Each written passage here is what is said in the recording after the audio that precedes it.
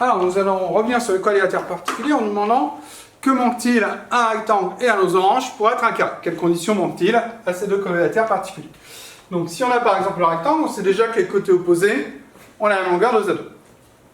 Donc, pour être un carré, il nous faudrait les 4 côtés de même longueur, parce qu'on a déjà les 4 angles droits, d'après la définition du rectangle. Donc, il nous faudrait 4 côtés de même longueur. On peut regarder si 2 ne suffisent pas. Alors, si je dis simplement un rectangle qui a 2 côtés de même longueur est un carré, ça ne fonctionne pas, parce qu'il y a déjà ces 2 côtés-là qui ont la même longueur, ces deux-là aussi.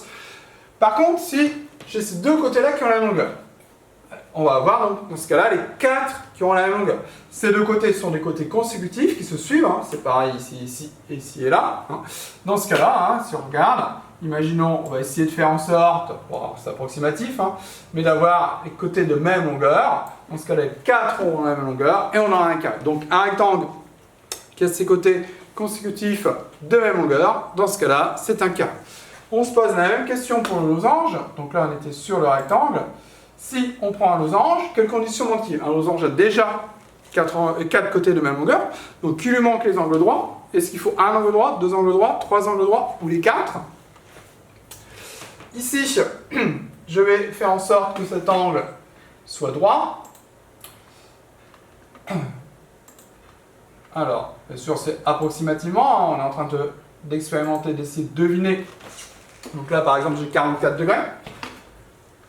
Je vais déplacer ce point-là, pour un autre sommet. Hop. Donc, je reviens. Voilà. Je modifie, j'essaye d'avoir 90 degrés, le plus précisément possible. Donc, j'ai mis 90 degrés, notre figure, notre losange semble être un carré. Effectivement, c'est un carré.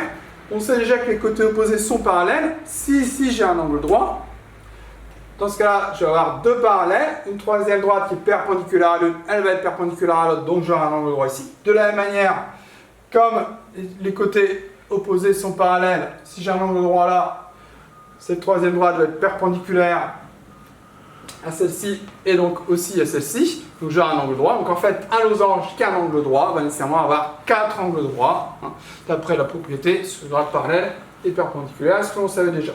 Donc on répète, un rectangle qui a 2 côtés consécutifs de la même longueur va être un carré.